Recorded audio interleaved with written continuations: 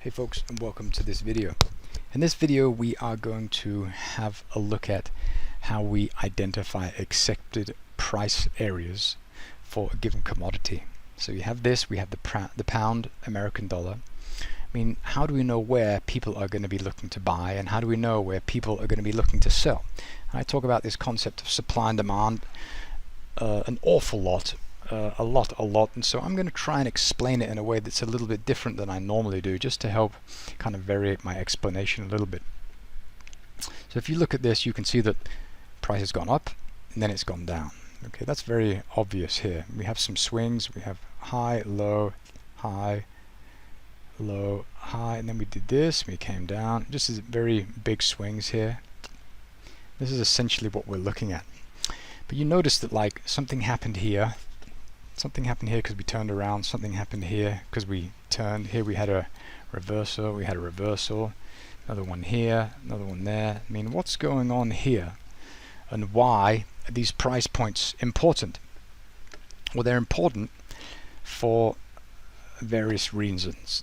If we mark off a range, okay, when the price is trading efficiently, like it did briefly here, like we did down here, we did up here, along here, and here, you can see that price comes in, price goes up, and it goes down. So this is a great price we're going to buy. We're totally pleased with paying a price that's in the lower half of this rectangle. So we're going to buy, stop buying, we're going to sell. We're going to buy, we're going to sell. This is a great price we're going to sell. This is a really cheap price, a discount price we're going to buy. Sell. And so people are very happy and content in buying and selling while price is within a certain range, okay? Like so. But when price pops out, then we have a disagreement in supply and demand, and we've spoken about this many times in the past. And so essentially we need to identify the cheapest price that we can expect price to react at, and the highest price, the most expensive price that we can expect people to want to sell at. So we want to find out where the lowest price that people are going to want to buy at, and the highest price that people are going to look to sell at. Okay, and you can do this in varying ways. I mean, I've tried to explain this using a traditional supply and demand terminology in the past, but I'm going to try a different way here, and I hope that it'll help drive the point home. So what I've done here is I've marked off my charts pretty clearly. On the monthly chart, let's zoom out a little bit, you can see that I've marked a trend line, and I've put it from this high roughly to this low here, and for the lower trend line I've marked off somewhere in here to this somewhere down here. And I've done the same thing on the daily chart here, and we'll go back to the daily chart because that's a nice clear example. But what you can see here is that I've marked the lower trend line, and you might be asking, why don't you move the trend line like this to mark off the lows, the absolute lows for this range, and the highs on the absolute highs like this? Okay, because that would make more sense, wouldn't it? There's a very clear reason for me not doing that, and the reason is that I want to know where the edge of this is. I want to know pretty close where the edge of this is. So I want to know where the low accepted prices are, and I want to know where the accepted high prices are here. And the reason for this is if price goes through an accepted low price, then there's going to be a lot of buying going on down here. I refer to this whole concept of a look for black space where price has not been. This is kind of the same thing. Okay, and we know that when price comes up here, this is going to be such an expensive price that people are going to be selling a lot here. So a lot of sellers when we go beyond this price point here, and we have a lot of buyers when price goes beyond this this price point here. And so what I need to do is I need to find out where we have the average low. When I say average, I'm referring to the low around this trend line where the majority of the trading activity has happened in this upward sloping channel. And this can be an upward sloping channel. It can also be a horizontal price range as well, but we're going to use an upward sloping channel in this example. So what I need to do is I need to take a trend line. I need to mark off the highs and the lows. So essentially I want to mark off the lows. I want to connect it to this one here and this one here. And then I take it and then I'm going to move it. I'm going to slide it up like this. Okay, where's the majority of the trading going on? And you can see that when I get about here, there's a lot more trading. We had a touch here. We had another one here. Here. We had here, a touch here, another one there, and another one here. So this is interesting because now I know that this here, this is an accepted low price. This is still within the range, and this is a really low price because this goes below this upward sloping trend line. Okay, this is on the money. This is below. This is cheap. This is discount. So here we're marking this off. This is a discount price. This is a discount price, and here we have discount prices. Okay, so when price comes here, we're very likely to react. When price comes here, we're definitely going to react, or we have an even higher likelihood of price reacting, because you can see that the average price of this, let's say these are telephones. I mean, the average price of this telephone is going up. Okay, so people are buying this. It's becoming more popular. Whatever, marketing has worked out well, and the price of this commodity is increasing. And so I want to know when this commodity is really on sale. So let's say the average price is $100 for this telephone. A discount price is $80, and the high price is $120. Okay, we want to know where this is, and we know where this is now. This is of course going to be a price range, not a fixed value like I'm using in my example.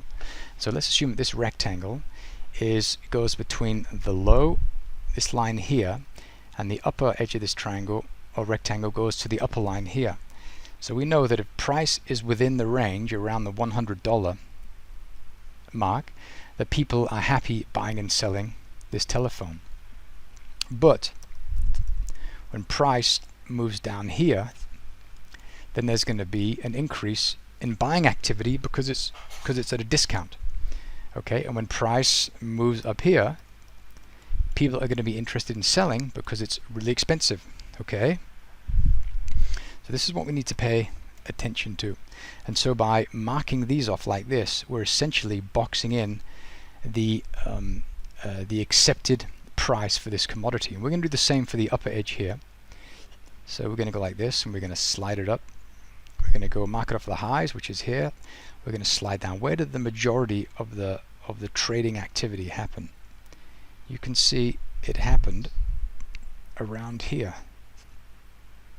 Okay, and if you have difficult time spotting that, you can click on this line chart and it'll show you. You get the closes, and you can see pretty clearly. Have the close there. You can see it very clearly here. Here, here, here, here, there, and the low of this one here. This is pretty clear. Okay, so we'll put back the bar chart or the candles, and we'll go like that. Good. So now we've identified the accepted price range. We've accepted the accepted high, which is the upward sloping trend line, and we've accepted the accepted low. And now we want to find the accepted average price, or rather the average price, which I'll also refer to as price axis. And if any of you have used the Pipnotic Price Action Pro, which was a project I initiated back in I think 2010 or 2011, this piece of software identified the price axis. So this is something that we also need to know. Okay, and this is where the majority of the trading volume is going to occur, because this is between the high and it's between the low. So this is like a pretty fair price for this commodity. So these telephones, when they're located at, this is the $100 mark as we used in our example up here, this is a fair price. Everyone's happy buying and everyone's happy selling it at $100. When it goes below here, it's a discount price. When it goes above this, it's an expensive price. Okay, so we do the same thing here. I'm just going to take this trend line, I'm going to move it out, put this line chart on just to make it easier, and then you kind of move it through and you say, where is the majority of the trading activity happening? You can see right around kind of here-ish. there's kind of a lot going on. We have this low test here, around here. We've got this one here, this one, and this one here. And you can kind of move that around. It doesn't have to be perfect, but it has to be accurate. As a matter of fact, if you move it kind of here-ish, anywhere in here, we're going to put it there. Okay, we'll click this back on and have a look. See, it looks pretty good. It looks pretty good. So this is the accepted average price while this commodity is increasing in price. Okay, and so what does that mean? Well, that means that we know as price is going higher, it's becoming more expensive. If price is up here, it's up here. Oops.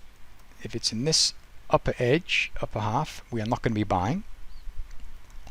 And when it's down here, we're not going to be selling. So we know that if price moves into the bottom half of this channel, so this is the window, so we have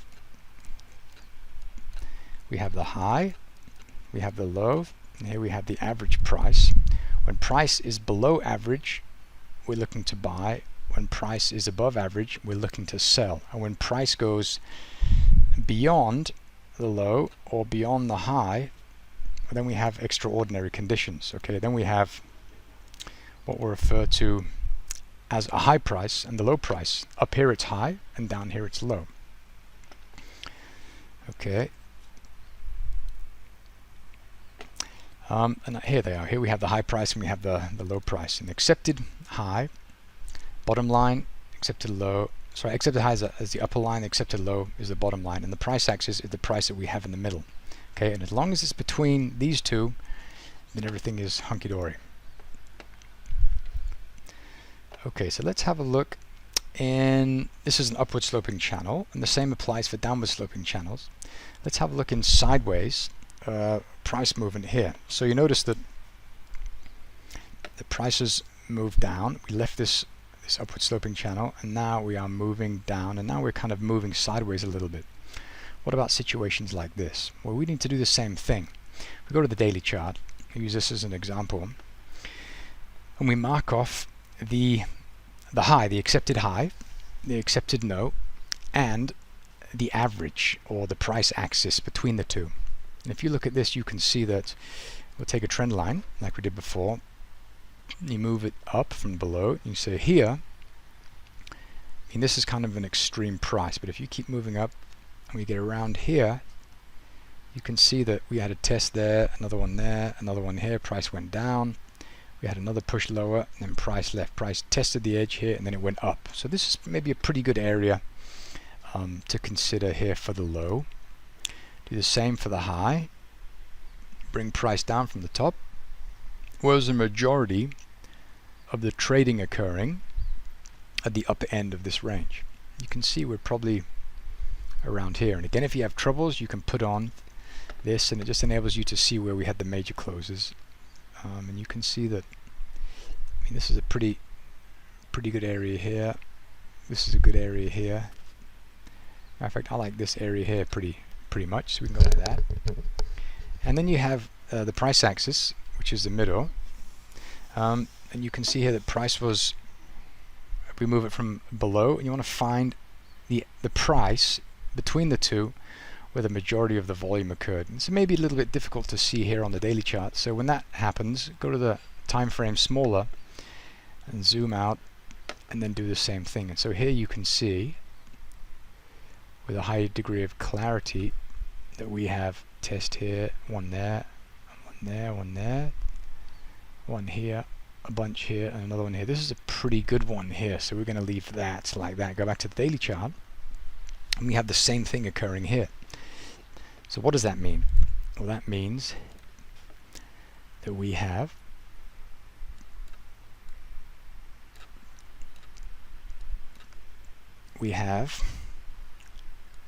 just going to draw a bit of art here. We have a low price. We'll call, I don't know, CL, commodity low. We'll call this commodity high. We'll call this accepted high. This is the accepted low, and this is the average. or the price axis, or accepted median, whatever you want to call it.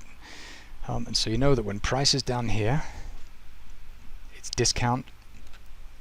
When price is up here, a little bit expensive. When price is up here, it's very expensive. When price is down here, it's very cheap.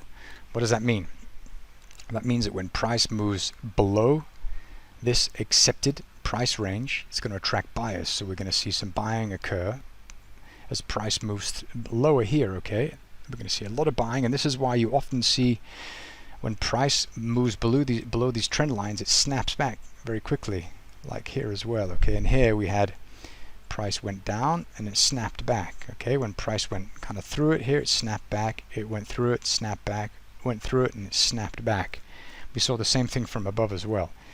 It went up here and it snapped back, went up here and it snapped back, okay? And so it's just showing you where we have like I don't like using the word overextended, because nothing is really overextended, because everything is relative, okay? And so it's just a very high price and a very low price for this commodity when the majority of the trading volume is located in this little quadrant here. Cheap, expensive, accepted high, accepted low, and this is the average price. I mean, isn't this a really interesting and effective tool to help you find out where you can get great value?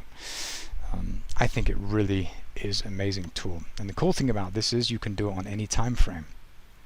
And so you can do the same thing here. Let's remove these weekly charts, sorry, these monthly lines, and we'll use the weekly. So I put this on. We do the same thing here. So we look at a price structure, get a trend line, and this is essentially, you know how I say like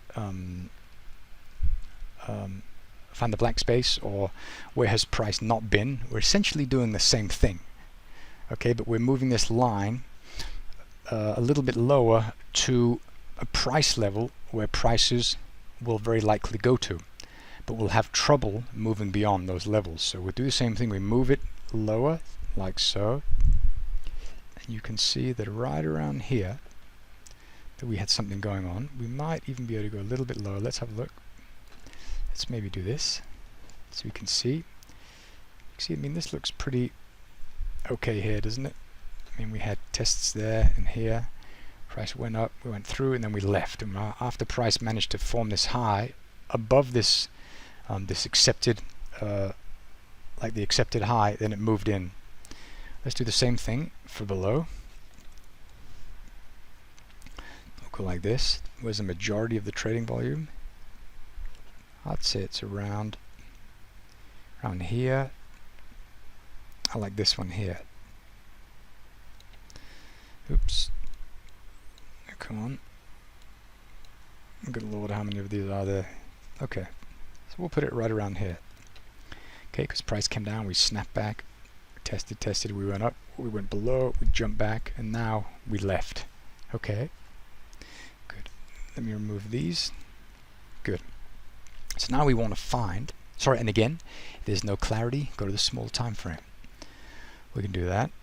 Go like this, zoom out, and then have a look and say, where is price reacted?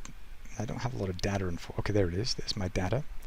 You can see here, you can take this, and you can adjust it maybe if you need to. Go up here. I mean, this looks pretty good here. I'm pretty pleased with that. It's anywhere around here. Okay, let's make sure it looks okay here. Looks fine. That's good. So now we need to find the one between. We can try on the weekly. We can find that. Okay, where is the majority of the volume? So let's move it up. And this is the price. This is the average price that we're looking at, the price axis. If we go like this, I mean, that looks pretty good. Test here, here, here, here, here, there, and there. I like that very much. So we'll leave that right there. And so now we have a range of price that we know created a marketplace where there was a lot of exchanging, of buying and selling. Okay, so now we know that when price comes up here again, what's going to happen? Is this a good price? What about when it comes up here? Do you think when price comes back up here, we're going to attract some selling? I think so. I think we really are, because historically, this is the most recently established area of fair price. Okay, this was an efficient market here. Now price is currently inefficient. It's kind of moved away from that area. So this is the area of the market where we can expect price to move higher. Okay, from and so when price, sorry, that was said wrong. We can expect price to kind of gravitate back to this, and we can re-establish some short positions once price comes up into here and above. Okay, and once price manages to move above this area and then come back down, or then when price comes back down here and below, well, this is going to attract some buying. Okay, so this is the really cool way to help us identify areas of the market where we have an accepted price for a commodity. You can do this on any time frame you like. Let's have a look on the 4-hour chart now and see what we have there. What do we have here? Okay, we have a lot going on here. We have our kind of an upward sloping thing going on. Let's just mark that off. We'll go from the low to the low, which is like that. Good. And we're going to go from the highs. I don't know where we would go. Let's go from this one to here maybe. So we'll figure that one. You know, I'm just going to make it parallel. Then we'll figure that out in a minute. Then you take this one and slide it in. Okay, where are we trading? Where's the majority of volume?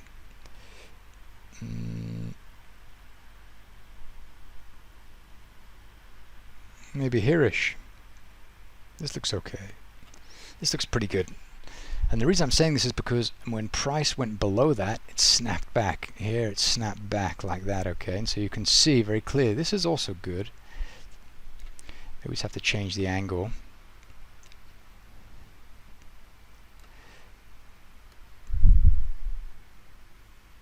Okay, maybe something like that. Can also slide down a little more and see the test. Not a lot of clarity as you can see here, so we might want to go to the smaller time frame. Zoom out, and we can see what's going on. What is going on here? Let's see. We have, you know, I like this. You can see how we had this here. The price came back, went through it. We kind of nested on this area and jumped back up again. It's really good to do that, to go to the smaller time frames and find out where these areas are. I mean, this is a pretty good area as well. That looks like a pretty nice area. Okay, now let's do the same thing with this. We're going to go up, make this parallel.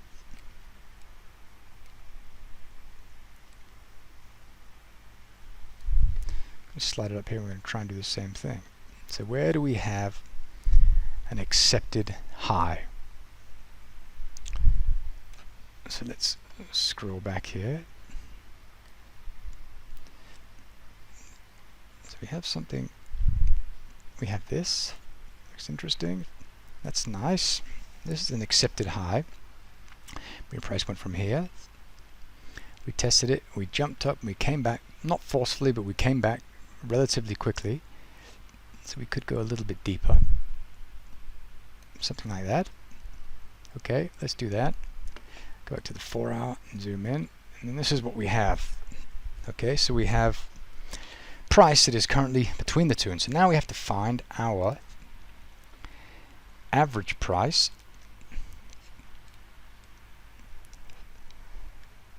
We'll do that by doing this. This is a pretty good level there. I like that very much. You can see how price, this functioned as a pretty effective axis for this. So I like this very much. But if you're unsure, it's really cool, like a little trick to go to the line chart, because it shows you the closes. Then you can move these around a little bit better. Maybe you can get like a slightly better fix on it. I'm thinking maybe we can even bring this one down a little bit, or up. There, can you see that this one lines up nicely, and this one, and this one, and that's pretty cool. I'm going to leave that. And you enable it, and you see what it looks like. What does that look like? That looks okay. That looks okay. And we'll go back again, line chart, we'll do the same with this one. I remember I used to do this, use the close chart or the line chart. I used to talk about that, I mean, a long time ago, long time ago. I haven't used that for a long time, but it just helps. It really helps to show you like where we had these major closes, because this is pretty much where we have some important price points. And this looks like a really good one just here. You can see test. And it doesn't have to be perfect, it just has to be kind of roughly, because if we're here or if we're here, I mean it's in the middle. You can see the price managed to move around that area pretty effectively. And I like this one here. We'll do this one there. So now we have our average, we have our high, we have our low, we have our average accepted price. So this is the accepted high, accepted low, and this is the average of the two. Okay, and so we know if price, let me draw here. So here we have accepted high, have accepted low. Here we have the average, and this here, this is discount, and this is expensive. Okay, and so we know price comes above here, we're going to track sellers. If it comes below here, we're going to track some buyers. Of course, we're an upward sloping trend, but you take this information with you and you go to your time frames here, and you can see that we're leaving this area here, which is interesting. So ideally we want to see a sharp pull away, then a retracement back to an accepted low, which is going to be in here somewhere. Okay, ideally if price comes through that, that's even better. That's even better. Okay, let me go. There we are. So ideally we want price to nip through here. Okay, just a really interesting and an exceedingly powerful way to help you find what's going on, find out what's going on. If you go here, you can see we have these price points here. We have the daily one down here that focuses here. Then we have these upward sloping and these upward sloping here, and they're really good because you can use them in range bound markets like this, but also upward sloping and downward sloping markets alike. So it's just a very effective way to help you identify accepted high values, accepted low values, and averages that you know are going to be relatively or very price sensitive in the future. So here, as we spoke about, we had an accepted price range. Price just moved between these for a very long period of time, and this goes back to 2009. So there's a lot of trading there. Okay, and so this is a deviation from the mean, and this is a deviation from the mean. So this is essentially price returning to the mean. So when price comes up here, it's going to be a low price. When price comes up here, it's going to be expensive price. So this is a good place to sell from here and above. Okay, good. All right, enough information, but I hope this is this new way of explaining supply and demand is useful, because essentially, I mean, if you look at a normal price chart like we do here, I mean, you're seeing the same thing, but it's just really nice to sometimes view the same problem from a different angle. And so we're still looking at it through the glasses of supply and demand, but now we are trying to find accepted prices in the market. And you can always see this because, as an example, just before some key figures are released out of whatever country, let's say Japan, a price will range in a market, and you can put this, for example, on the 4-hour or the daily, and for a period of some days up to a big economic data release, price will normally trade at an agreed and accepted range. So we have the accepted high, the accepted low, and the average. And once the data release comes out, it will typically either move higher or move lower from there. And what is that? Well, that is a price inefficiency, which has left a liquidity void in the wake of this big move. And so the normal thing for price to do is to move back to where price, rather to an accepted price range prior to this data release. Because what happens when data releases come out? Well, liquidity will typically dry up, and so this is why you get these very big price spikes and movements, is because the price has to travel much further to find willing buyers and willing sellers. So when you mark a few charts like this, then you know where those willing buyers and the willing sellers are located. Okay, 30 minutes, I'll wrap that up. If you have any questions, please send them in via the forum, and I will get you next time. Thank you very much for watching.